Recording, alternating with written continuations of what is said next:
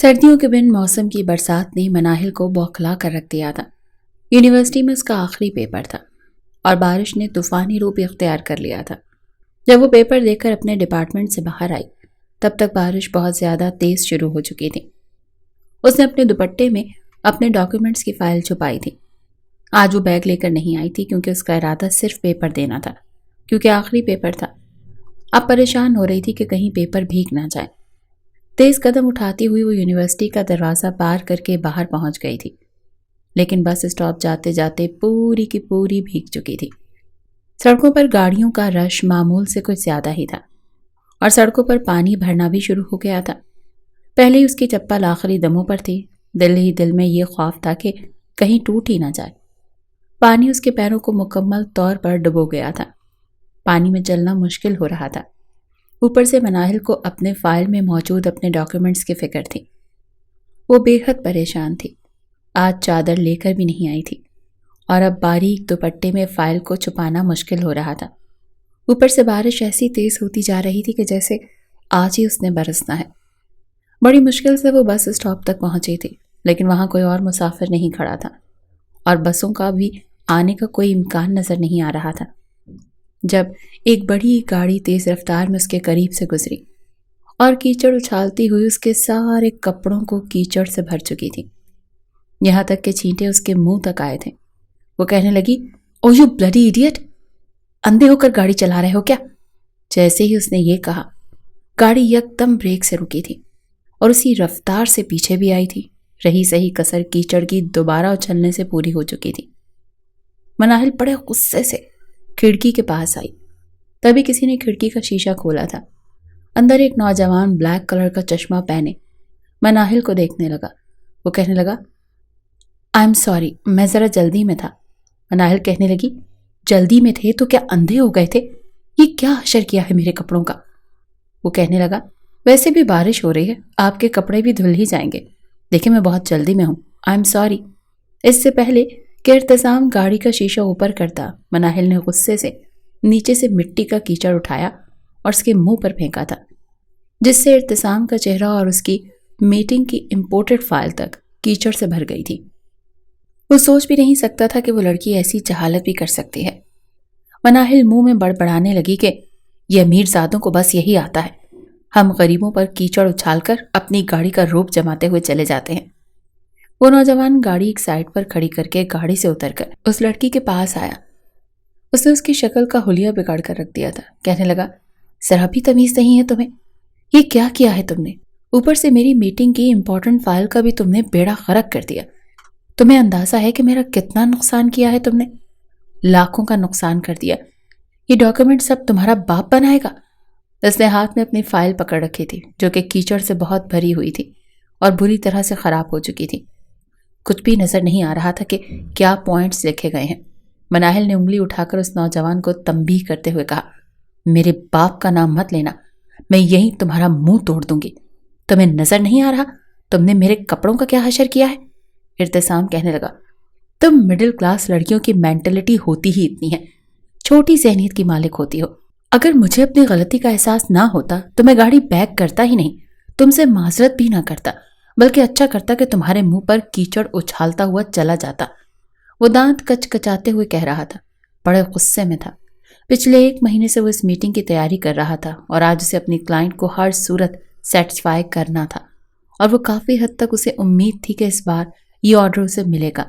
لیکن اس middle class لڑکی نے سارا کچھ ملیا میٹ کر کے رکھ دیا تھا۔ وہ کہنے لگا، "تمہیں چھوڑوں گا نہیں، مجھے ایک بار تم مل جاؤ، سارے حساب تم سے ہی چکتا کروں گا، لیکن ابھی مجھے جلدی ہے۔" یہ کہہ کر ارتسام واپس اپنی گاڑی کے پاس جا چکا تھا۔ مناہل جب تک گھر پہنچی اس کے ڈاکیومنٹس کافی بھیگ چکے تھے۔ آتے ہی اس نے فائل کے پیپر پورے بیڈ پر بچھائے تاکہ اس کے پیپر سوکھ جائیں اور ضائع نہ ہو سکے، لیکن کپڑوں کا ستیہ ناس ہو چکا تھا۔ کپڑے تبدیل کر کے اس نے اپنے کپڑے پانی میں بھگو دیے۔ بس چند ہی تو جوڑے تھے اس کے پاس جو یونیورسٹی کے لیے اس نے خاص طور پر رکھے ہوئے تھے۔ آج آخری دن تھا اور آج کا دن اس نوجوان کی وجہ سے اس کا بہت خراب گزرا تھا۔ ایک بارش نے ادھم مچا رکھی تھی، اوپر سے اس نوجوان کی حرکت۔ پتہ نہیں امیر لوگ اپنے آپ کو کیا سمجھتے ہیں۔ کہیں مجھے دوبارہ مل جائے نا تو میں اسے چھوڑوں گی نہیں۔ اپنے نئے جوڑے پر بارش کے کیچڑ کے نشان دیکھ کر مناہل کا تو دل ہی جل گیا تھا، لیکن اسی وقت اس کے بابا گھر میں داخل ہوئے۔ اپنے پھلوں کا تھیلا ایک طرف رکھا، وہ بھی پانی سے بھیگے ہوئے تھے۔ کہنے لگے، بیٹا میرے کپڑے نکال دو اور چائے بنا دو، بہت ٹھنڈ لگ رہی ہے۔ ایک تو سردیوں کی بارش بھی عوام پر ایک نیا عذاب بن کر ٹوٹتی تھی۔ یہ کہہ کر وہ اپنے کمرے میں چلے گئے اور مناہل بھی کچن میں جا کر چائے بنانے لگی، لیکن وہ نہیں جانتی تھی کہ چند روز بعد اس کے ساتھ ایسا واقعہ ہو سکتا ہے جو اس پر قیامت بن کر ٹوٹ سکتا ہے۔ مناہل بالکل بت کی طرح بیٹھی ہوئی تھی، ایسا لگ رہا تھا کہ کوئی پتھر کا مجسمہ ہو۔ اس کے محلے کی خواتین اکٹھی تھیں، سامنے میت پڑی ہوئی تھی۔ اسے کہہ رہی تھی، مناہل اپنے باپ کی آخری بار شکل دیکھ لو، لیکن لگتا تھا جیسے وہ بھی بے جان وجود ہو چکی تھی۔ کچھ نہیں کہہ رہی تھی، نہ کچھ کھا رہی تھی، نہ پی رہی تھی، اور نہ ہی رو رہی تھی۔ لگتا تھا کہ آنکھیں پتھر کی ہو چکی ہیں۔ اس کا پورا وجود بے جان ہو چکا تھا۔ اپنے اندر اس کی ایک ہی جنگ جاری تھی کہ ایسا نہیں ہو سکتا، میرے بابا مجھے چھوڑ کر نہیں جا سکتے۔ وہ بالکل ٹھیک ٹھاک گھر سے نکلے تھے، رات کو ان کو دیر ہو گئی تھی۔ بار بار مناہل انہیں فون کر رہی تھی، کہتی، بابا آپ جلدی آ جائیں نا، کتنی دیر لگائیں گے؟ وہ کہنے لگے، بیٹا بس آج جمعہ بازار میں زیادہ دیر ہو گئی، تمہیں تو پتہ ہے نا، پھل فروش ہوں اور آج تو تمہارے بابا کے کافی سارے پھل بک چکے ہیں۔ میں بہت خوش ہوں، آج بہت اچھی بکری ہوئی ہے۔ مناہل کہنے لگی، بابا رات کے 12 بج رہے ہیں، آپ کو پتہ ہے نا مجھے اکیلے میں ڈر لگتا ہے، اور بارش بھی شروع ہو گئی ہے، آپ بھیگ جائیں گے تو آپ کی طبیعت خراب ہو جائے گی۔ وہ کہنے لگے، بس کچھ دیر تو لگے گی۔ ابھی امتیاز بابا اپنی بیٹی مناہل سے بات کر ہی رہے تھے جب گاڑی کے ٹائروں کے چرچرانے کی آواز بڑی زوروں سے آئی۔ ایسا لگا جیسے سڑک پر گاڑی نے اچانک سے بریک لگائی ہو، اور بڑی زور کی لگائی ہے۔ لیکن اس کے بعد اسے اپنے بابا کی چیخنے کی آوازیں آئی تھی۔ مناہل کی تو گویا جان نکلی تھی۔ بابا بابا بات کیوں نہیں کر رہے؟ کیا ہوا ہے؟ بابا پلیز مجھے بتائیں، آپ کو کیا ہوا ہے؟ بتائیں نا بابا۔ مناہل چیخے جا رہی تھی، چلائے جا رہی تھی، لیکن اس کی آواز سننے والا کوئی نہیں تھا، کوئی جواب دینے والا نہیں تھا۔ کچھ دیر کے بعد چند مردوں کے چلنے اور قدموں کی آواز آئی، اور پھر نوجوان آپس میں باتیں کرنے لگے۔ یہ امیر زادے ہوتے ہی ایسے ہیں، غریبوں کو سڑک کا پتھر سمجھ کر ٹھوکر مار کر چلے جاتے ہیں۔ بیچارہ بہت زخمی ہے، بہت خون بہہ رہا ہے، ارے کوئی اسے ہاسپٹل لے کر جاؤ۔ یہ سن کر تو مناہل کی جان نکلی تھی۔ وہ فون پر چلا رہی تھی، لیکن فون شاید کہیں گر گیا تھا۔ سب کی نظروں سے وہ اچھل تھا، لیکن وہ سب کی آوازیں سن رہی تھی۔ پھر ایک نوجوان نے کہا، ارے یہ بزرگ تو مر چکے ہیں، ان کی نبض نہیں چل رہی ہے۔ یہ سن کر مناہل کے ہاتھ سے موبائل فون گرا تھا، اور اسے لگا کہ بس کوئی قیامت ہے جو اس پر ٹوٹ پڑی۔ 1-1.5 گھنٹے کے بعد کچھ نوجوان ایمبولینس میں آئے تھے۔ ایمبولینس کی آواز سن کر کئی گھر کے دروازے کھلے تھے، کیونکہ امتیاز پھل فروش کے اعلیٰ اخلاق سے ہر کسی کے دل میں امتیاز کا ایک الگ ہی مقام تھا۔ پھر سب جانتے تھے کہ امتیاز کی ایک ہی اکلوتی بیٹی ہے اور گھر میں کوئی نہیں ہے۔ مناہل کی والدہ کی وفات کو 3 سال گزر گئے تھے۔ مناہل کے لیے اس کے سب کچھ اس کے بابا تھے۔ وہ تو کسی پتھر کے مجسمے کی طرح گھر کے اندر ویسی کی ویسی کھڑی رہی۔ دماغ لگتا تھا کہ سوچنے سے قاصر ہو چکا، وہ ساکت سی ہو کر رہ گئی تھی۔ جب محلے والوں نے اس کا دروازہ دھڑ دھڑایا تھا، لیکن وہ پتھر کی طرح کھڑی رہی۔ بہت سے نوجوانوں نے دھکے سے دروازہ کھولا۔ خواتین گھر کے اندر داخل ہوئیں۔ مناہل کو یوں کھڑا دیکھ تو کہنے لگی، تمہارے بابا کا ایکسیڈنٹ ہو گیا اور وہ موقع پر ہی جاں بحق ہو گئے ہیں۔ ایمبولینس میں چند نوجوان انہیں لے کر آئے، لیکن مناہل کی زبان پر تو جیسے چپ ہی لگ گئی تھی۔ ابھی بھی خواتین اسے بار بار کہہ رہی تھی کہ رو لو، اپنے باپ کی آخری بار شکل دیکھ لو، لیکن وہ یوں تھی کہ جیسے بے جان مجسمہ ہو۔ آہستہ آہستہ سب لوگ اپنے گھروں کو جا چکے تھے۔ امتیاز کی تدفین ہو چکی تھی، لیکن مناہل کی کنڈیشن ویسی کی ویسی تھی۔ کوئی بھی تو نہیں تھا اس کا اپنا سوائے اس کے باپ کے، اور وہ بھی منو مٹی نیچے جا چکا تھا۔ سب کے جانے کے بعد رات کے 12 بجے اس کا ضبط ٹوٹا تھا۔ صدمہ اتنا بڑا تھا کہ اسے سمجھ نہیں آئی تھی کہ اس پر تو اچانک سے اتنی بڑی قیامت آ کر گزر گئی۔ بہرحال اسے لگا اس کے باپ کا فون آ رہا ہے۔ وہ بری طرح چونکی اور پھر اپنا موبائل ڈھونڈنے لگی۔ اپنے کمرے میں بھاگ کر گئی، موبائل پکڑا، کان کو لگایا، لیکن دیوانوں کی طرح اپنے بابا بابا کو پکار رہی تھی۔ لگ رہا تھا کہ کل والا حادثہ آج پھر ہوا ہے۔ نوجوانوں کی وہی آوازیں اسے آج پھر سنائی دے رہی تھیں۔ وہ رونے لگی، اپنے بابا کو پکار پکار کر رو رہی تھی۔ جب محلے کی چند خواتین اس کے گھر میں داخل ہوئیں پھر اسے چپ کروانے لگیں۔ ایک ہفتہ اس کے محلے داروں نے ہی اس کی دلجوئی کرنے کی کوشش کی تھی۔ وہ تو کھانا پینا تک چھوڑ چکی تھی۔ کہتی تھی مجھے بھی اپنے باپ کے پاس جانا ہے، میں اکیلی یہ زندگی نہیں جی سکتی۔ لیکن یہاں کون اپنی مرضی سے اپنی سانسیں چھین سکتا ہے؟ کوئی بھی تو نہیں۔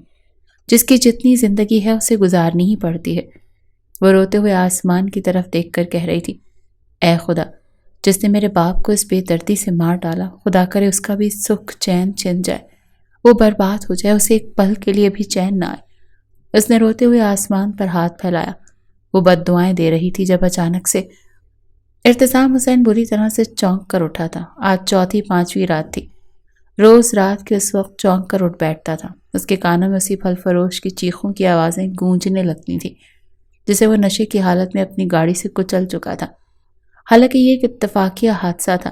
گاڑی کی بریک فیل ہو چکی تھی۔ وہ گاڑی کنٹرول کرتا رہا۔ دور سے ہی اس نے ہارن بجانا شروع کر دیا تھا۔ کھڑکی سے منہ باہر نکال کر کہہ بھی رہا تھا کہ میری گاڑی کی بریک فیل ہو گئی ہے، پلیز پیچھے ہٹ جائیں۔ لیکن وہ عمر رسیدہ شخص کسی سے فون پر بات کر رہا تھا۔ شاید اس کا دھیان گاڑی کی طرف تھا ہی نہیں، اور جب اس شخص نے گاڑی کی طرف دیکھا تب تک بہت دیر ہو چکی تھی۔ اس کے پھلوں کے ٹھیلے کے ساتھ ساتھ وہ بھی ارتسام کی گاڑی کے نیچے آ چکا تھا، لیکن گاڑی رکنے کا نام نہیں لے رہی تھی۔ وہ شخص درد سے چلا رہا تھا۔ ارتسام گاڑی روکنا چاہتا تھا لیکن رک نہیں رہی تھی۔ لیکن اس حادثے کے بعد نہ جانے وہ کن کن گلیوں میں گاڑی دوڑاتا رہا۔ مین روڈ کے بجائے اس نے گلیوں کا انتخاب کیا تاکہ کسی اور کی جان نہ جا سکے۔ سامنے دیوار دیکھ کر اس نے گاڑی دیوار پر دے ماری۔ گاڑی کو کافی نقصان ہو گیا تھا لیکن ارتسام کی جان بچ گئی۔ لیکن جب سے یہ حادثہ ہوا تھا وہ ذہنی طور پر بڑی الجھن کا شکار تھا، کیونکہ وہ نہیں چاہتا تھا کہ ایسا حادثہ پیش آئے۔ لیکن جب واپس اس جگہ پہنچا تو سڑک خالی تھی، بس پھل بکھرے پڑے تھے۔ نوجوانوں سے پتہ چلا کہ کسی امیر زادے نے جان بوجھ کر اس غریب کی جان لے لی۔ وہ بوڑھا شخص مر چکا تھا کیونکہ سر پر بہت گہری چوٹ آئی تھی۔ یہ سن کر ارتسام کے اندر شرمندگی اور پشیمانی سی آ چکی تھی۔ اس وقت اسے کچھ بھی سمجھ نہیں آیا۔ وہ گھر واپس آ گیا لیکن پھر اس کے ضمیر نے اسے جھنجھوڑنا شروع کیا کہ اسے دیکھنا چاہیے کہ اس نے کس کے گھر کا چلتا ہوا چراغ بجھا دیا۔ وہ شخص اس عمر میں اگر پھل بیچ رہا تھا تو یقیناً اپنے گھر والوں کی ضروریات کو پوری کرنے کے لیے ہی بیچ رہا تھا۔ پتہ نہیں اس کے گھر والوں پر کیا بیتی ہوگی۔ ارتسام کو بہت افسوس تھا لیکن وہ ابھی تک اس پھل فروش کے گھر کا پتہ نہیں لگوا پایا تھا، اور پھر ان کی مدد کرتا تو کس طرح سے کرتا، کیا کہتا۔ اگر سچ بتاتا تو یقیناً اس کے گھر والے اسے ہی قصوروار ٹھہراتے، کیونکہ یہ تو بس وہی جانتا تھا کہ اس کی گاڑی کی بریک فیل ہو گئے تھے، اور دوسری جانب 8 سے 10 دن تو مناہل کے صدمے میں ہی گزر گئے۔ وہ بے حد پریشان تھی، روتی رہتی تھی، لیکن پھر اس نے مصمم ارادہ کر لیا تھا کہ جس شخص نے بھی اس کے والد کو اپنی گاڑی سے بے دردی سے ٹکر مار کر مار ڈالا، اسے چھوڑے گی نہیں، وہ اسے کیفر کردار تک پہنچا کر رہے گی۔ دوسری طرف ارتسام جب اپنے دوست کو یہ سارا واقعہ سنایا تو کہنے لگا، چپ رہو، کسی سے کچھ مت کہو، بلکہ اس میں تمہارا کوئی قصور ہی نہیں ہے۔ تمہاری گاڑی کی تو بریک فیل تھے اور تم اس شخص کو آوازیں بھی دے رہے تھے اور ہارن بھی بجا رہے تھے۔ زندگی اور موت اللہ کے ہاتھ میں ہے، اس لیے مجھے نہیں لگتا کہ تم قصوروار ہو۔ خود کو الزام دینا چھوڑ دو۔ باقی رہ گیا اس شخص کے گھر والوں کا قصہ، تو میں تمہاری مدد کروں گا۔ جیسے ہی اس کے گھر والوں کو پتہ چلے گا ہم ان کی مالی مدد کر دیں گے، بلکہ ماہانہ باندھ دیں گے تاکہ اس بزرگ کے گھر والوں کو کوئی بھی مشکل پیش نہ آئے۔ بہرحال ایک طرف ارتسام امتیاز کے گھر والوں کی تلاش میں سرگرداں تھا لیکن کوئی بھی سرا ہاتھ نہیں آ رہا تھا، اور دوسری جانب مناہل جسے حادثے تک پہنچ چکی تھی۔ اتفاق تھا کہ وہاں پر CCTV کیمرے لگے ہوئے تھے۔ اس نے پولیس سے جا کر بات کی اور کہنے لگی، جس نے بھی اس کے باپ کے ٹھیلے کو ہٹ کیا ہے، جس کی وجہ سے اس کے والد موت کے گھاٹ اترے، وہ اس شخص کو دیکھنا چاہتی ہے، اسے سزا دلوانا چاہتی ہے، اس لیے اس کی مدد کی جائے، اور اس سڑک پر CCTV کیمرے لگے ہوئے ہیں جس کی مدد سے وہ مجرم تک پہنچ سکتی ہے۔ پولیس نے حامی بھر لی کیونکہ مناہل کئی بار پولیس اسٹیشن جا کر کہہ چکی تھی کہ اسے انصاف چاہیے۔ پولیس نے جب CCTV دیکھا تو گاڑی کا نمبر نوٹ کرنے لگے، لیکن جب اس گاڑی کے بارے میں معلومات حاصل کی تو پتہ چلا وہ گاڑی ارتسام کی ہے، جو کہ شہر کا جانا مانا بزنس مین تھا۔ پولیس انسپکٹر ارتسام کا دوست تھا، اس لیے اس نے ارتسام کے خلاف FIR نہیں کاٹی، بلکہ مناہل کو یہ کہہ دیا کہ وہ بھی اس معاملے سے دور رہے۔ دوسری جانب اس پولیس انسپکٹر نے ارتسام کو بھی خبردار کر دیا کہ جس گاڑی سے اس شخص کا ایکسیڈنٹ ہوا ہے اس گاڑی کو یوز نہ کریں، ارتسام ان دنوں ایک بہت بڑی میٹنگ کی وجہ سے مصروف تھا، لیکن وہ سوچ چکا تھا کہ جیسے ہی وہ اس میٹنگ سے فارغ ہوگا تو انسپیکٹر سے تفصیلی بات ضرور کرے گا کہ آخر وہ اسے کیوں اس گاڑی کو یوز کرنے سے منع کر رہا ہے۔ فی الحال وہ گاڑی خراب ہو چکی تھی، اسی لیے میکینک کے پاس تھی۔ اتفاق تھا کہ وہ میکینک امتیاز کا دوست تھا۔ ان دنوں مناہل بہت پریشان تھی۔ ایک تو گھر کی کفالت کی ذمہ داری اس پر آ گئی اور دوسرا اسے اپنے باپ کے قاتل کا بھی پتہ لگانا تھا۔ وہ یہ تو جان چکی تھی کہ وہ جو کوئی بھی ہے شہر کا جانا مانا بزنس مین ہے، لیکن کون ہے یہ نہیں جانتی تھی۔ ایک بار مناہل سے افسوس کرنے کے لیے وہی میکینک اور اس کی بیوی آئے تھے جس کے شو روم میں وہ گاڑی تھی۔ باتوں باتوں میں جب مناہل نے گاڑی کا نمبر بتایا تو وہ میکینک کچھ سوچ میں پڑ گیا تھا، پھر کہنے لگا وہ گاڑی تو ارتسام صاحب کی ہے۔ مناہل کہنے لگی کون ارتسام؟ وہ کہنے لگا وہ شہر کا بہت بڑا بزنس مین ہے۔ یہ سن کر مناہل نے کہا کہ انکل آپ مجھے وہ گاڑی ضرور دکھائیں۔ اگلے ہی روز وہ اس میکینک کے پاس پہنچ گئی۔ گاڑی کا نمبر دیکھ کر اور رنگ سے اس نے گاڑی پہچان لی، پھر اس شخص کا پتہ پوچھنے لگی۔ اس میکینک نے ارتسام کے آفس کا پتہ دیا تھا کیونکہ اس کے پاس آفس کا ہی کارڈ تھا۔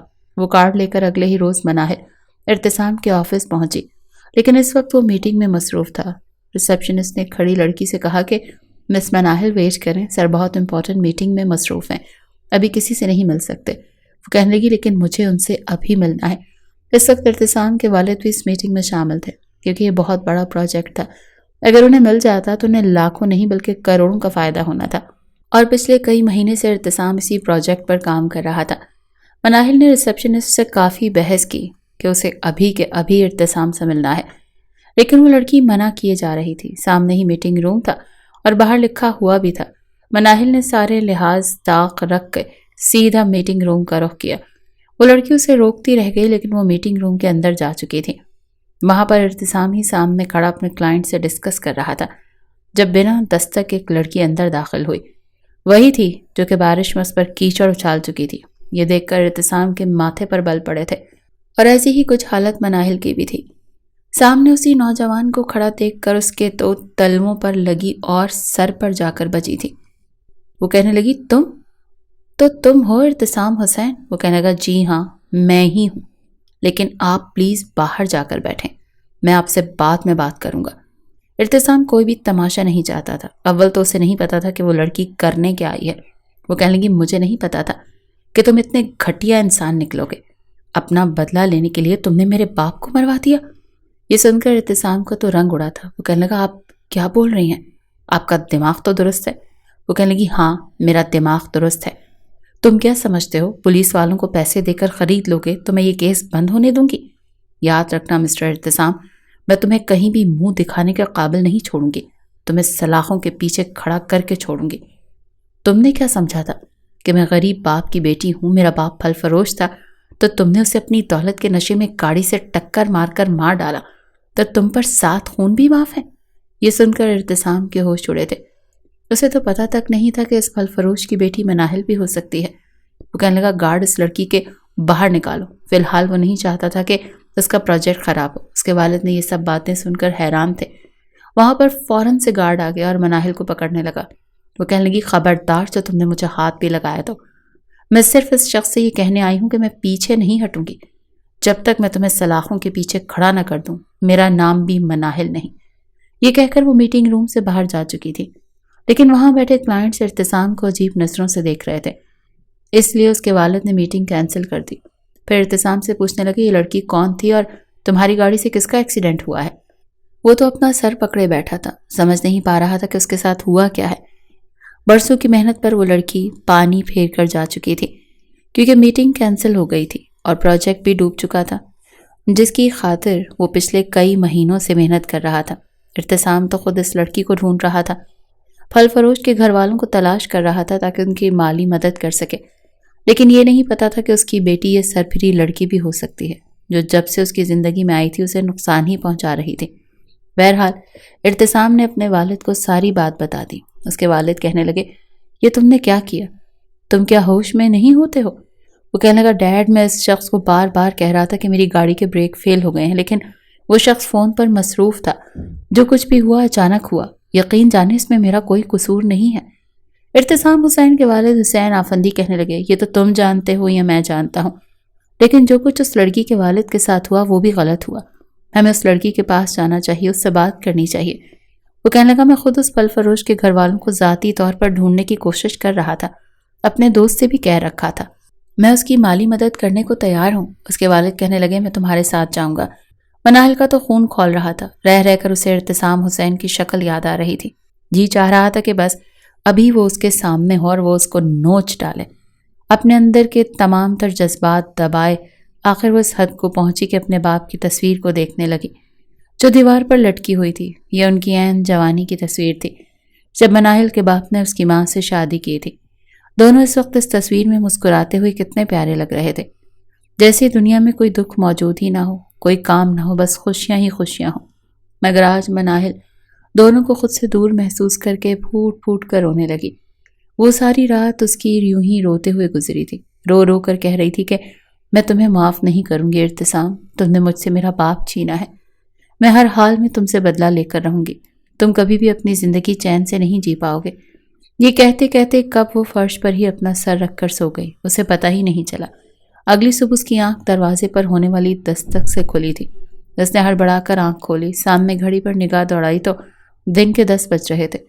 آج سے پہلے وہ کبھی بھی اتنا نہیں سوئی تھی۔ ایک نظر خود کو آئینے میں دیکھا، بال بکھرے، آنکھیں سوجی ہوئی تھیں، رو رو کر آنسو چہرے پر سوکھ چکے تھے۔ جلدی سے اپنے دوپٹے کا کونا چہرے پر مار کر اپنے بالوں کو سمیٹتی وہ باہر آئی۔ دروازہ ہلکا سا کھولا تو سامنے کھڑے لوگ دیکھ کر اس کے ہوش اڑ چکے تھے، کیونکہ ارتسام اور آفندی صاحب دونوں اس وقت وہاں پر موجود تھے۔ آس پاس کے لوگ اپنے گھروں سے نکل کر باہر دیکھ رہے تھے۔ سامنے نکڑ پر ایک پرچون کی دکان تھی۔ جب انہوں نے مناہل کے گھر کے باہر 2 امیر کبیر شخصیات کو کھڑا دیکھا تو وہ بھی اپنی دکان کا شٹر نیچے کر کے ان کی طرف چلے آئے۔ اپنے گھر کے باہر ان کو دیکھ کر مناہل ایک پل کو گھبرا سی گئی۔ جیسے ہی افندی صاحب گھر میں داخل ہوئے تو آ کر اپنے دونوں ہاتھ مناہل کے سر پر رکھ دیے۔ آنکھوں میں شرمندگی آئی تھی۔ کہنے لگے مناہل بیٹا، ہم شریف لوگ ہیں اور تم بھی ایک شریف باپ کی بیٹی تھی۔ میں جانتا ہوں کہ شریف لوگ شریفوں کی عزت کا کیا کرتے ہیں۔ میں یہاں پر تمہارے باپ کی وفات پر تعزیت کرنے آیا ہوں، اور جو غلطی میرے بیٹے سے ہو چکی ہے میں اس پر شدید شرمندہ ہوں۔ ان کی اتنی شفقت دیکھ کر، اتنی اپنائیت دیکھ کر مناہل کی آنکھوں سے آنسو بہنے لگے تھے۔ ارتسام کو تو وہ غصے بھری نظروں سے دیکھ رہی تھی، مگر اس کے باپ کی شفقت دیکھ کر ایک پل کو اسے اپنا باپ یاد آنے لگا۔ وہ انہیں اپنے گھر میں لے آئی۔ کہاں وہ اتنے امیر کبیر بزنس مین، اور کہاں اس کا چھوٹا بوسیدہ سا گھر۔ جیسے ہی آفندی صاحب کمرے میں داخل ہوئے تو سامنے دیوار پر لگی تصویر کو دیکھ کر اس کے پاس چلے گئے۔ کہنے لگے بہت ہی اعلیٰ شخصیت کے مالک ہیں تمہارے باپ۔ تصویر میں دیکھ کر لگ رہا ہے کہ وہ بے حد شریف اور اچھے اخلاق والے تھے۔ مجھے افسوس ہے کہ ان کے ساتھ یہ حادثہ ہو گیا۔ مگر وہ روتے ہوئے کہنے لگی کہ یہ حادثہ نہیں تھا بلکہ رچی رچائی سازش تھی۔ میں نے اپنی بے عزتی کا بدلہ آپ کے بیٹے سے لیا تھا۔ آپ کے بیٹے کو یہ راس نہ آیا اور اس نے میرے باپ کو ہی مار کر اپنے دل کی بھڑاس نکال لی۔ میں اس شخص کو معاف نہیں کرنے والی۔ ارتسام خاموش کھڑا تھا۔ کہنے لگا دیکھو، تمہارے مرحوم والد صاحب نے اپنے ہاتھ میں کوئی تختی نہیں پکڑ رکھی تھی جس پر لکھا تھا کہ وہ تمہارے باپ ہیں۔ اس لڑکی کے باپ جس نے میری گاڑی پر کیچڑ اچھالا تھا جب میری گاڑی نے اس کے کپڑے خراب کیے تھے۔ یہ سب اتفاقیہ تھا۔ ارتسام کو بولتا دیکھ آفندی صاحب نے اس کی جانب اپنا تھپڑ مارنے کے انداز میں ہاتھ آگے کیا۔ کہنے لگے شٹ اپ، تم غلط ہو، میں جانتا ہوں تم نے غلطی کی ہے، چاہے جیسی بھی کی، مگر تم اس وقت اس بچی کو کچھ نہیں کہو گے۔ یہ بچی معصوم ہے، اس نے اپنے باپ کو کھویا ہے۔ اگر کوئی تمہارے سامنے تمہارے باپ کو یوں ٹکر مار جاتا تو اپنے باپ کے منہ سے یہ سن کر ارتسام کو لگا جیسے آسمان اس کے سر پر پھٹ چکا۔ اسے تو یہ سمجھ نہیں آ رہی تھی کہ اس کا باپ ایک دم سے اس قدر اس کے خلاف کیسے ہو سکتا ہے۔ آفندی حسین نے مناہل کو اپنے پاس بٹھا کر کہنے لگے بیٹا، ہم شرمندہ ہیں، ہم نے بہت بڑی غلطی کی ہے۔ اپنے بیٹی کی طرف سے میں تمہارے آگے ہاتھ جوڑ کر تم سے معافی چاہتا ہوں۔ اس شخص کی اتنی نیکی دیکھ مناہل ہاتھ پکڑنے لگی اور کہنے لگی نہیں نہیں انکل، آپ کیوں ہاتھ جوڑیں گے؟ آپ تو بالکل میرے باپ جیسے ہی ہیں۔ کبھی بھی میں آپ کو اس حالت میں نہیں دیکھنا چاہوں گی۔ غلطی آپ کی بیٹے نے کی ہے، سزا اسے ہی ملے گی۔ میں اسے عدالت تک لے کر جاؤں گی۔ مناہل نے عدالت میں کیس بھی چلوا دیا تھا، بھلے ہی اس کا سب کچھ بیچ کر بھی وکیل کی فیس بھرنا پڑے۔ وہ بھرنے کو تیار تھی، مگر وہ ہر حال میں اس شخص کو سزا دلوانا چاہتی تھی۔ آفندی صاحب کی اتنی نیکی دیکھ بار بار مناہل کی آنکھوں میں آنسو آ رہے تھے۔ جب وہ کہنے لگی بیٹا، میں تبھی سمجھوں گا کہ تم نے مجھے اپنا باپ جیسا مان لیا اگر تم میرے ساتھ میرے گھر چلو گی۔ تمہارا یہاں پر کوئی نہیں ہے، یہاں پر تمہارا کوئی لائف سٹائل نہیں ہے، کوئی فیوچر نہیں ہے۔ میں ایک باپ بن کر تمہاری ساری ذمہ داری اٹھانا چاہتا ہوں، تمہیں تمہارے قدموں پر کھڑا کرنا چاہتا ہوں، بالکل ایک باپ کی طرح۔ میں نہیں چاہتا کہ تم کسی بھی طرح کی پریشانی کا سامنا کرو۔ میں آج تمہیں اپنے ساتھ اپنے گھر لے کر جاؤں گا، تمہاری شادی اپنے بیٹے ارتسام حسین سے کرواؤں گا۔ جتنے آرام سے آفندی حسین یہ الفاظ بول چکے تھے، اصل دھماکہ تو ارتسام اور مناہل کے سر پر پھوٹا تھا، جو حیرت سے اپنے سامنے کھڑے آفندی حسین کو دیکھ رہے تھے۔ مناہل کو تو کچھ سمجھ نہیں آیا، ارتسام بھی بوکھلایا ہوا تھا۔ ڈیڈ، آپ ایسا کیسے کر سکتے ہیں؟ ہم یہاں پر صرف اس لڑکی کی مدد کرنے کے لیے آئے تھے، اسے ماہانہ راشن کچھ پیسے دینے آئے تھے۔ آپ اسے اس گھر میں کیسے لے کر جا سکتے ہیں؟ میرے ساتھ نکاح؟ ڈیڈ، آپ میرے ہی باپ ہیں نا؟ ارتسام کو یقین نہیں آ رہا تھا جب غصے سے آفندی حسین نے انہیں دیکھا۔ ایک لمحے کے 1000ویں حصے میں مناہل کے دماغ میں ایک دم سے ایک عکس لہرا گیا تھا۔ اس کا تو جی چاہ رہا تھا کہ سارے لحاظ بھلا کر آفندی صاحب کے ساتھ بدتمیزی کر ڈالے، مگر وہ تو بدلہ لینا چاہتی تھی۔ اگر وہ اس گھر میں رہ کر اس شخص کو مزہ چکھاتی تو اس سے بہتر اور کیا ہی ہو سکتا تھا۔ نہ چاہتے ہوئے بھی مناہل آفندی حسین کی بات مان کر اپنا سامان پیک کرنے لگی۔ گاڑی میں ارتسام غصے سے بیٹھا ہوا تھا۔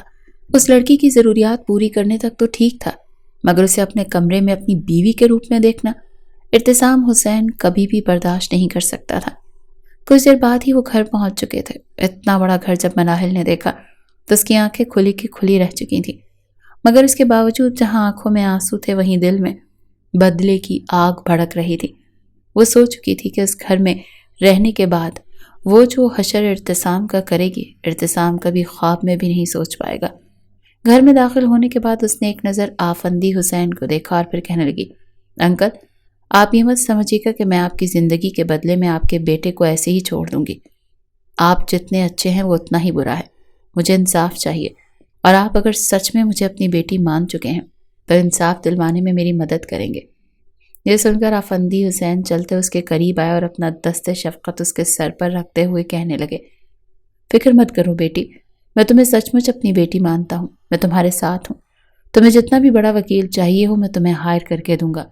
مناہل اندر ہی اندر خوش ہو چکی تھی۔ بے بسی بھرا ارتسام کا چہرہ دیکھ کر اس کے تن من میں ایک سکون سا اتر چکا تھا۔ وہ سوچ چکی تھی کہ وہ بہت شاطر چال چلی گئی، آفندی صاحب کو اپنی مٹھی میں کرے گی۔ اسے ارتسام کو نیچا دکھانا تھا، دونوں باپ بیٹے میں پھوٹ ڈلوا کر اسے سزا دلوانا چاہتی تھی۔ آفندی صاحب کی باتوں سے اتنا پتہ تو چل ہی چکا تھا کہ وہ بھی اپنے بیٹے کے کرتوتوں سے بے تحاشا چڑے ہوئے ہیں۔ اگلے ہی روز نکاح رکھ دیا گیا۔ مناہل نے پہلے ہی کہہ دیا تھا کہ وہ بالکل سادگی سے نکاح کرے گی۔ گھر میں صرف چند نوکروں کے علاوہ اور کوئی بھی شادی میں شامل نہیں ہوا تھا۔ آفندی حسین، ارتسام اور چند گواہان تھے جو اس وقت وہاں پر موجود تھے۔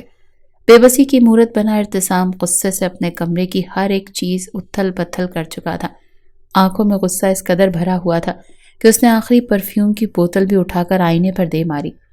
تبھی آفندی حسین کمرے میں داخل ہوئے۔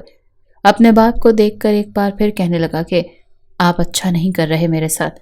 شہر کی ایک سے ایک بڑھ کر امیر لڑکی مجھ پر مرتی ہے، اور آپ نے میری شادی ایک ایسی لڑکی سے طے کر دی، ایک مڈل کلاس نیچ ذہنیت رکھنے والی لڑکی۔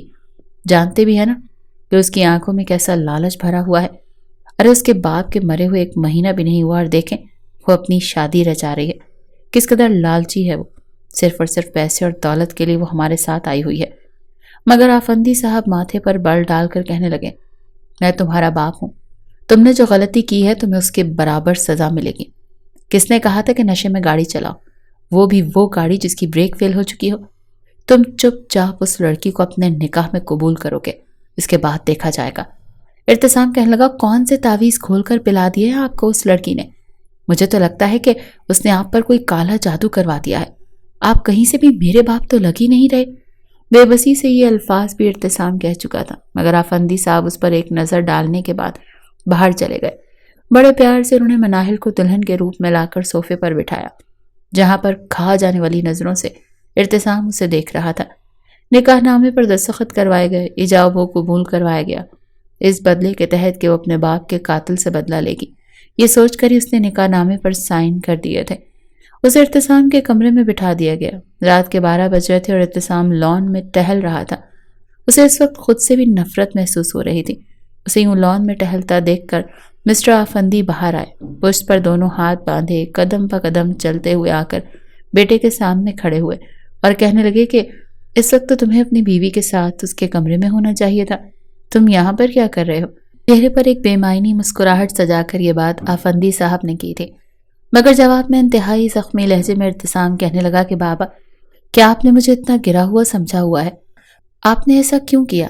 جانتے تھے نا میری کیا گولز تھے، میں کیا چاہتا تھا۔ ٹھیک ہے، مانا مجھ سے غلطی ہو گئی، میں ساری عمر اس کے خرچ اٹھانے کو تیار تھا، مگر آپ نے تو میری شادی اس سے کی، کیوں کروائی؟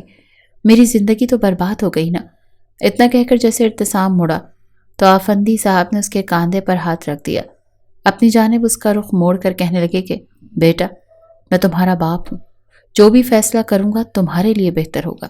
جانتے اس لڑکی نے تم پر عدالت میں کیس کر رکھے تھے، یہ تو ایک عام سی لڑکی ہے، مگر ہم اس شہر کے جانے مانے بزنس مین ہیں۔ یہ لڑکی اگر ہم پر کیچڑ اچھالتی ہے تو کسی کو اس کے باپ کے جانے سے رتی برابر بھی فرق نہیں پڑتا، مگر ہمارے دشمن ہر وقت اس طاق میں رہتے ہیں کہ بس کسی طرح ہم پر انگلی اٹھا سکیں، ہم پر کیچڑ اچھال سکیں۔ اگر یہ لڑکی عدالت میں جا کر کسی بھی طرح کے ہمارے خلاف بات کرتی ہے تو ہمارے دشمن اس کو سپورٹ کرنے کے لیے آخری حد تک جائیں گے اور ہماری ریٹنگ مارکیٹ میں کم ہو جائے گی۔ میں نے اگر اس لڑکی سے وقتی ہمدردی جتا کر تمہاری شادی کروائی ہے تو صرف اور صرف اس لیے کہ وقت پڑنے پر اس لڑکی کو پوری طرح بوتل میں اتارنے کے بعد اس سے سائن کروا سکوں۔ معافی نامے پر سائن میرے وکیل سے بات ہو چکی ہے، اس کا کہنا ہے کہ کیس ابھی بند ہوگا جب معافی نامے پر سائن مناہل خود کرے گی۔ بس تم اپنا رویہ اس لڑکی کے ساتھ ٹھیک رکھو، بس چند مہینوں کی بات ہے، اس کے بعد اس لڑکی کو ہم دودھ میں سے مکھی کی طرح نکال کر اٹھا کر باہر پھینک دیں گے، سمجھے؟ تب تک جو دل میں آئے کرو اس لڑکی کے ساتھ، وقت گزارو، اپنی زندگی انجوائے کرو، مگر ہاں کبھی اپنی بیوی کے رتبے پر فائز مت ہونے دینا۔ جو بات آفندی صاحب کر رہے تھے کہیں نہ کہیں ارتسام سمجھ چکا تھا، اس کے چہرے پر بھی معنی خیز مسکراہٹ آ گئی، اندر ہی اندر اس کا ضمیر اسے ملامت بھی کر رہا تھا۔ بہرحال اس وقت اسے کسی بھی طرح اپنے آپ کو اس کیس سے نکلوانا تھا۔ وہ مسکراتا ہوا منافقت کا لبادہ اوڑھ کر کمرے میں داخل ہوا۔ مناہل جو سمجھ رہی تھی کہ کمرے میں آتے ہی اگر ارتسام کی کسی بھی طرح کی دوسری بات کی تو اس کا منہ توڑ کر رکھ دے گی، وہ اپنے پاس پوری تیاری کر کے رکھے ہوئے تھی۔ ایک چاقو اس نے اپنے ہاتھ میں گھونگھٹ کے نیچے چھپا کر رکھا ہوا تھا، دوسرے ہاتھ میں پرفیوم اسپرے بھی رکھا ہوا تھا۔ اگر ارتسام نے زبردستی اس پر ظلم اور جبر کرنے کی کوشش کی تو وہ ہر طرح سے اپنے بچاؤ کے لیے ان کا استعمال کرے گی۔ وہ سر جھکائے بیٹھی تھی جب دروازہ ہلکی سی چڑچڑاہٹ کے ساتھ کھلا۔ ارتسام کمرے میں داخل ہوا اور پھر جیسے ہی بیڈ پر اس کے پاس بیٹھنے لگا تو وہ فوراً اپنے لہنگے کے نیچے سے چاقو نکال کر اس کے سامنے کر چکی تھی۔ خبردار، جو یہاں بیٹھنے کی کوشش بھی کی تم نے، نہیں مانتی میں تمہیں شوہر، تم میرے باپ کے قاتل ہو۔ یاد رکھنا، اگر میں نے تم سے شادی کی ہے تو صرف اور صرف آفندی انکل کے کہنے پر کی ہے، تمہاری میری نظر میں کوئی اہمیت نہیں ہے۔ جیسے ارتسام نے اس کے منہ سے یہ سنا تو دونوں ہاتھ کمر پر رکھ کر بڑی عجیب نظروں سے اسے دیکھنے لگا تھا، پھر کہنے لگا اچھا اٹھو، پھر اس کمرے سے اور چلی جاؤ باہر۔ مجھے بھی کوئی شوق نہیں ہے زبردستی سر پر مسلط کی گئی بیوی کے ساتھ سہاگ رات منانے کا۔ میں نہیں جاؤں گی اس کمرے سے، جائیں گے تو آپ، سمجھے؟ اس کے ہاتھ میں چاقو دیکھ کر ارتسام کے تو ہوش اڑے تھے، وہ پیچھے ہٹا تھا۔ کہیں نہ کہیں اسے تسلی تھی کہ یہ لڑکی صرف چند مہینوں کی مہمان ہے، مگر پھر بھی اسے اس لڑکی کو جھیلنا تو تھا۔ وہ بیڈ سے اٹھ کر کھڑی ہو گئی، کہنے لگی مجھے اپنی بیوی سمجھنے کی غلطی ہرگز نہیں کرے گا، سمجھے؟ میں آپ کی بیوی نہیں ہوں۔ وہ اپنے دونوں ہاتھ سینے پر باندھ کر اسے دیکھنے لگا اور پھر ایک سرسری سی نظر اس پر ڈالنے کے بعد سیدھا اپنے کپڑے نکال کر واش روم میں جا چکا تھا۔ جب واپس آیا تو مناہل بیڈ پر کمبل اوڑھ کر لیٹ چکی تھی۔ اس کے پاس آ کر کہنے لگا کہ اٹھو، یہ میرا بیڈ ہے، یہاں پر میں سوتا ہوں، تم میری جگہ پر نہیں سو سکتی۔ مگر وہ نفی میں سر ہلا کر کہنے لگی کہ مجھے ان باتوں سے فرق نہیں پڑتا، یہ کمرہ اب میرا ہو چکا ہے، آپ کہیں اور جا کر سو جائیے، مگر اس بیڈ پر میرے ساتھ نہیں سو سکتے۔ مناہل کی بات سن کر ارتسام آگے بڑھا اور اس چھوئی سی لڑکی کو اپنی باہوں میں اٹھا چکا تھا۔ بغیر کوئی لحاظ کیے اسے صوفے پر پٹک کر کہنے لگا تم مجھ سے زیادہ زوردار نہیں ہو، اس لیے اپنی حد میں رہنا۔ ایک تو میں تمہارا لحاظ کر رہا ہوں، مگر تم مجھے بار بار اپنے ساتھ بدتمیزی کرنے پر مجبور کر رہی ہو۔ وہ رات جیسے تیسے گزر گئی تھی۔ اگلے روز ان کی ملاقات عدالت میں ہوئی، جہاں پر مناہل جج کے سامنے اس پر الزام لگا رہی تھی کہ اس نے اس کے باپ کا قتل کیا ہے، جس کی سی سی ٹی وی فوٹیج بھی موجود تھی، جبکہ وہیں آفندی صاحب کا وکیل یہ بھی کہہ رہا تھا کہ محترمہ نے آفندی صاحب کے بیٹے کے ساتھ نکاح کر لیا ہے۔ خیر سے اب یہ ان کے نکاح کر کے ان کی عزت بن چکی ہیں۔ مجھے تو لگتا ہے کہ ان دونوں کو اپنے آپ سے معاملات ایسے ہی سلجھا کر ایک دوسرے کے رشتے کو وقت دینا چاہیے۔ یہ صرف اور صرف ایک جھوٹا کیس ہے۔ نہ جانے کون لوگ ہیں جو مس مناہل کو بھڑکا رہے ہیں، جبکہ حقیقت میں وہ کوئی اور تھا جس نے امتیاز صاحب کو مارا تھا۔ ایک لمبی طویل بحث مباحثے کے بعد جج کہنے لگا کہ اب یہ سماعت 2 ماہ بعد ہوگی، تب تک دونوں آپس میں بات چیت کر لیں۔ مگر پھر بھی کوئی مثبت لاہ عمل نہ نکلا تو آفندی کو عمر قید کی سزا سنا دی جائے گی۔ عدالت کا وقت ختم ہو چکا تھا۔ مناہل آفندی حسین کے ساتھ گھر آئی تھی، جبکہ آفندی حسین گھر آنے کے بعد چلا کر کہنے لگا کہ مجھے لڑکی کسی بھی صورت اپنے کمرے میں موجود نہیں چاہیے۔ میں بتا رہا ہوں ڈیڈ آپ کو، آپ نے اس لڑکی کو اس گھر کی بہو بنا کر بہت بڑی غلطی کر دی ہے۔ اسے ذرا بھی خیال نہیں ہے آپ کا۔ جھوٹی لڑکی میری بیوی بن کر میرے خلاف ہی لڑ رہی ہے۔ ایک تو ہم اس پر احسان کر کے اسے گھر میں لے کر آئے ہیں، اور یہ لڑکی آخر چاہتی کیا ہے؟ ایسی لڑکی۔ اب میں مناہل خاموش ہو چکی تھی۔ ذہن میں کئی طرح کے یادگار چل رہے تھے۔ بار بار آفندی صاحب کا چہرہ سامنے آ رہا تھا، جنہوں نے واقعی اسے اسماعیل نما گھر کی بہو بنا دیا تھا۔ جو بھی تھا، انہوں نے اپنی طرف سے مناہل کو خوش رکھنے کی پوری کوشش کی تھی۔ مناہل کے دل میں یہ بات گردش کرنے لگی کہ آفندی صاحب کے لیے اسے اس لڑکے کو معاف کر دینا چاہیے، مگر دل اس بات کو ماننے پر تیار نہیں تھا۔ صحیح الفاظ بار بار گونجتے کہ نہیں، تم اتنی آسانی سے اپنے باپ کو مارنے والے کو کیسے معاف کر سکتی ہو؟ ہمیشہ کی طرح آج بھی صوفے پر ہی سو رہی تھی جب ارتسام آدھی رات کو گھر واپس آیا تھا۔ صوفے پر سو رہی مناہل کو دیکھ کر وہ ایک پل کو رک کر اسے دیکھنے لگا۔ چہرے پر اس وقت اس قدر معصومیت دکھائی دے رہی تھی۔ حقیقت میں یہ لڑکی اتنی ہی زیادہ جھگڑالو قسم کی تھی۔ عقل نام کی چیز نہیں تھی اس میں۔ یہ ایک سوچتے ہوئے ارتسام اس کے قریب آ گیا۔ ایک دم سے اچانک اسے کیا ہوا کہ وہ گھٹنوں کے بل فرش پر بیٹھ گیا اور اپنا چہرہ اس کے چہرے کے قریب لے جانے لگا۔ آخر کو وہ اس کے لیے جائز تھی، نکاح میں تھی۔ وہ ایک دم سے اس میں کھونے لگا۔ جیسے ہی اپنا چہرہ اس کے چہرے کے قریب کیا کہ اچانک مناہل کی آنکھ کھل گئی۔ اگلے پل زوردار تھپڑ وہ ارتسام کے منہ پر مار چکی تھی۔ یہ سب کچھ اتنی جلدی میں ہوا کہ مناہل نہ اپنا ہاتھ روک سکی اور نہ ہی ارتسام خود کو پیچھے ہٹا سکا۔ غصہ کسی لاوے کی طرح ارتسام کے دل و دماغ میں پھٹ پڑا تھا۔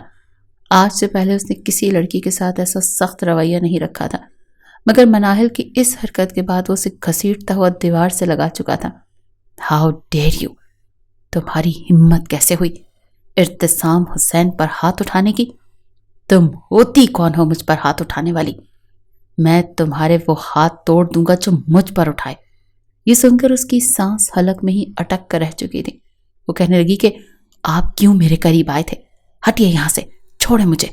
مگر ارتسام اس کا سانس بند کر چکا تھا، یہاں تک کہ اس کی آنکھوں کی پتلیاں تک پھرنے لگی۔ ایک دم سے ارتسام کو اس لڑکی پر رحم آیا تھا۔ اس نے اس کا حلق چھوڑ دیا۔ وہ نیچے گر گئی، رونے لگی، گہرے گہرے سانس لینے لگی، اور ارتسام انتہائی سخت لہجے میں اسے کہنے لگا، دیکھو لڑکی، صاف صاف الفاظ میں کہہ رہا ہوں، مجھے کوئی شوق نہیں کسی کا بے گناہ قتل کرنے کا، سمجھی؟ میری گاڑی کے بریک فیل ہو چکا تھا اور تمہارے والد صاحب اس وقت فون پر اس قدر زیادہ مصروف تھے کہ انہیں میری موجودگی کا احساس نہیں ہو سکا۔ میں بار بار چیخ چیخ کر کہہ رہا تھا کہ ہٹ جائیں سامنے سے، مگر وہ فون پر مصروف تھے۔ میں مانتا ہوں غلطی ہے میری، وہ خود اتنی نہیں ہے جتنی بڑھا چڑھا کر بتائی گئی ہے۔ میری نیت کسی کا قتل کرنے کی نہیں تھی، میں خود مرتے مرتے بچا، اور تم میری زندگی میں شامل ہو کر میری زندگی عذاب بنا رہی ہو۔ اس سے تم مجھے نہیں، صرف اور صرف اپنے باپ کی روح کو تکلیف دے رہی ہو۔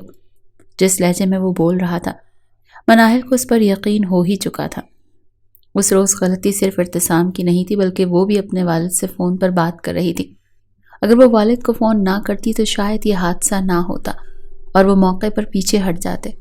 ساری رات اس کی وہیں بیٹھے روتے گزر چکی تھی، بیڈ پر بار بار پہلو بدلتا ارتسام۔ جب رات کے 3 بجے بھی اسے روتے ہوئے دیکھا تو اٹھ کر بیٹھ گیا۔ اسے یہ بالکل بھی اچھا نہیں لگ رہا تھا کہ وہ ایک کمزور لڑکی پر یوں روپ جماتا۔ وہ اٹھ کر اس کے پاس بیٹھ گیا، اپنا ہاتھ اس کی طرف بڑھایا تو وہ خود کو اس سے دور کرنے لگی، مگر وہ اسے کاندھے سے تھام کر کہنے لگا، بس کر دو، اور کتنا روگی؟ میرا غصہ بہت برا ہے۔ جب مجھے غصہ آتا ہے تو میں اپنے سگے باپ کا بھی نہیں رہتا۔ میں مانتا ہوں میں نے تمہارے ساتھ سخت رویہ رکھا، مگر تم مجھے غصہ کرنے پر مجبور کرتی ہو۔ وہ اسے اٹھا کر صوفے پر بٹھا چکا تھا۔ پانی کا گلاس اس کی طرف بڑھایا تو مناہل نے وہ گھونٹ گھونٹ اپنے حلق سے نیچے اتارا۔ اس روز کے بعد مناہل کافی چپ چپ رہنے لگی تھی۔ جی تو اس کا یہی چاہتا تھا کہ کسی روز ارتسام کو کھانے میں زہر ملا کر دے دے، مگر اب دھیرے دھیرے اسے ارتسام اچھا لگنے لگا تھا۔ وہ ارتسام کے کام کرتی، اس کی ہر ایک چیز کا خود خیال رکھنے لگی، اپنے ہاتھ سے اس کے لیے کھانا بھی بنانے لگی۔ وہیں آفندی حسین اسے اس گھر میں بالکل بیٹی کا درجہ دے چکے تھے۔ ایک روز اس کے پاس آئے اور کہنے لگے، بیٹا میں نے ایک فلیٹ تمہارے نام کیا ہے، تم میری بیٹیوں جیسی ہو، میری کوئی بیٹی ہوتی تو بالکل تم جیسی ہوتی، تم ان پیپرز پر سائن کر دو تاکہ آگے کا کام مکمل ہو سکے۔ یہ سن کر مناہل تو خوش ہوئی تھی، اس نے بغیر پڑھے ہی پیپر سائن کرنا شروع کر دیا۔ پیپرز میں ایک پیپر معافی نامے کا بھی تھا۔ اگلے روز مناہل کے وکیل نے اسے کال کر کے بتایا تھا کہ آپ نے معافی نامے پر سائن کر لیا ہے، کیس بند ہو چکا ہے، اور مجھ سے اس بارے میں ذکر بھی نہیں کیا۔ یہ سن کر تو اس کے پیروں کے نیچے سے زمین نکلی تھی۔ اس نے تو ابھی کیس واپس لینے کے بارے میں سوچا ہی نہیں تھا۔ مناہل نے خود بھی جا کر مزید سی سی ٹی وی کیمروں کی فوٹیج چیک کی تھی، جس میں واضح طور پر ارتسام کی گاڑی کو سڑک پر دیکھا جا سکتا تھا، جو کہ بے ترتیبی سے چل رہی تھی، اور پھر جس گلی میں جا کر اس نے گاڑی دیوار سے ماری تھی وہ ویڈیو بھی وہ دیکھ چکی تھی۔ مگر کیس واپس لینے کی خبر سن کر اس کے دل میں کئی طرح کے وسوسے آنے لگے۔ وہ سیدھا آفندی حسین کے کمرے میں گئی تاکہ اسے بتا سکے کہ یہ سارا ماجرا کیا ہے، مگر اس سے پہلے ہی وہ اس کمرے میں داخل ہوتی، اس سے پہلے ہی اندر سے آتی آواز اس کے قدم روک چکی تھی۔ اندر آفندی حسین ہنس ہنس کر اپنے وکیل سے بات کر رہے تھے اور کہہ رہے تھے کہ بس اس لڑکی کو میں گھر میں لایا اس لیے تھا تاکہ اسے استعمال کر سکوں۔ اس جیسی سڑک چھاپ لڑکی کو اپنی بہو بناتا کون ہے؟ بس مطلب پورا ہو گیا، اب اسے ایسے راستے سے ہٹائیں گے کہ یہ دوبارہ ہمارے مقابلے میں کبھی کھڑی نہ ہو پائے گی۔ مناہل نے جب سنا تو اسے خوف آنے لگا تھا۔ یہ وہ شخص تھا جسے وہ اپنے باپ جیسا سمجھنے لگی تھی، مگر آج اسے یقین ہو چکا تھا کہ وہ واقعی یتیم ہو چکی ہے۔ دوسرا شخص کبھی بھی ایک باپ جتنا رحم دل اور مخلص نہیں ہو سکتا۔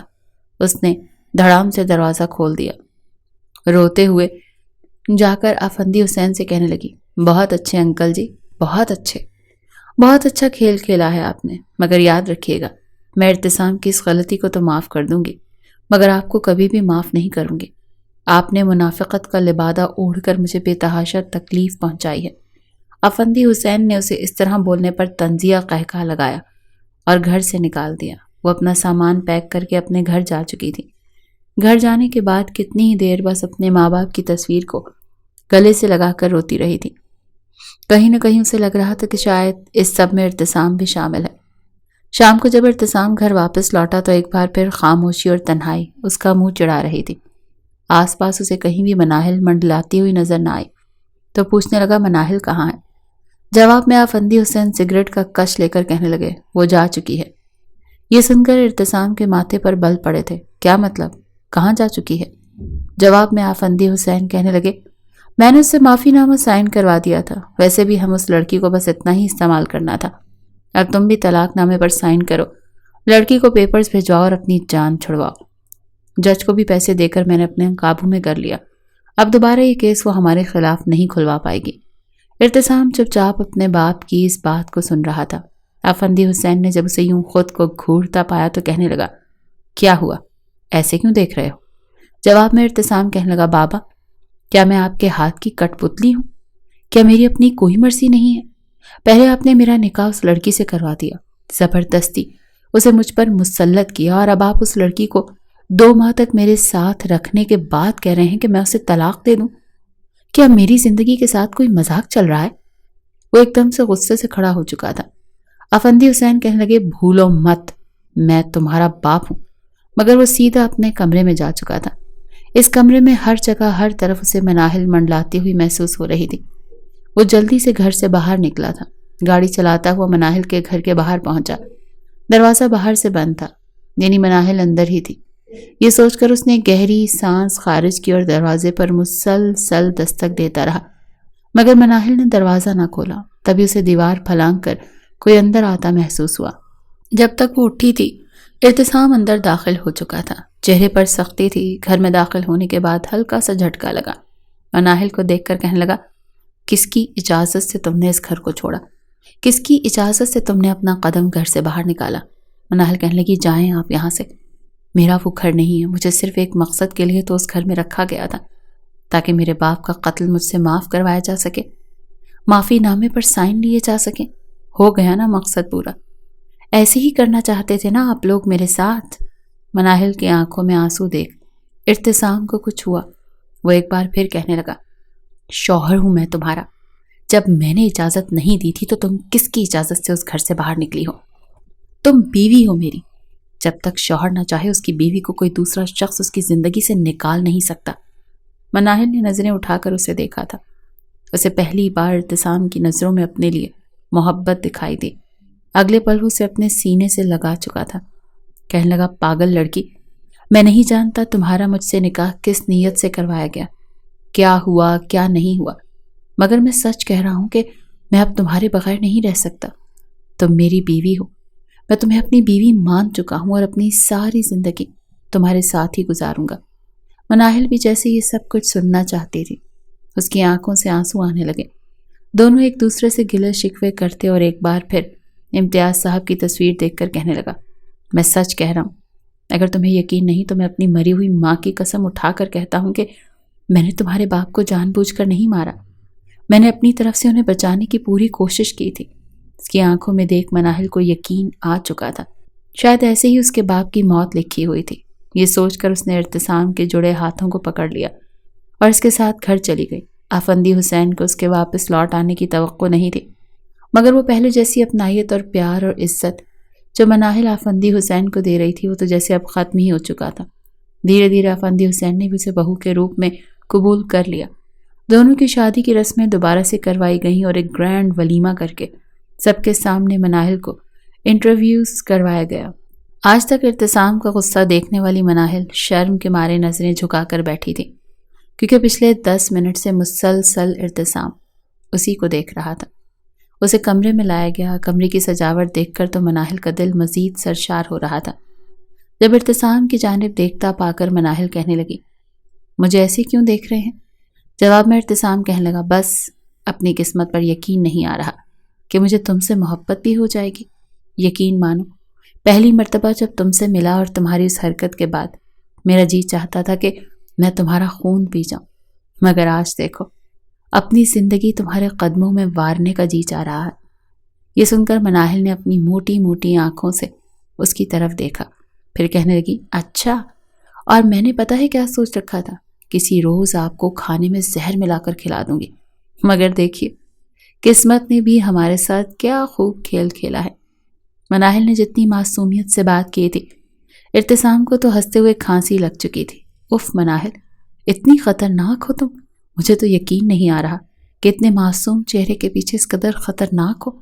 اگلے ہی پل مناہل نے بڑھ کر ارتسام کو بڑے حق کے ساتھ کالر سے پکڑ لیا اور ساتھ کیا اور کہنے لگی، ہاں، اگر فیوچر میں آپ نے ذرا سا بھی ادھر سے ادھر ہونے کی کوشش کی یا میری حق تلفی کی تو دیکھیے گا میں آپ کا حشر کیا کرتی ہوں. مجھے دیر نہیں لگے گی یہ سب کچھ کرنے میں. جبکہ ارتسام اگلے ہی پل اپنا ہاتھ اس کی کمر میں حائل کرتا اس کے مزید قریب ہو چکا تھا اور کہنے لگا، اچھا، بڑی حق کی بات ہو رہی ہے. فی الحال تو میرا ایک اور حق ہے تم پر. آج کی رات مجھے اس حق کو ادا کرنے دو. مناہل جو اس کا کالر پکڑ کر بیٹھی تھی فوراً سے پیچھے ہٹی، مگر ارتسام اسے اپنے مضبوط حصار میں لیتا اس کی زلفوں میں کھو چکا تھا.